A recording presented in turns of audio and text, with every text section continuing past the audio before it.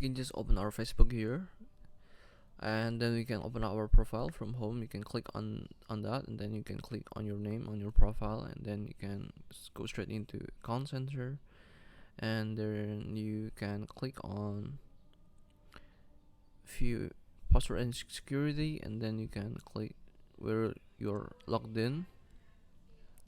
And after this, you can just see all of the devices that are connected into your account. For me, I have my iPhone 14 Pro Max connected to this account, and I just have to press on two of the device, and then I can just lock them out.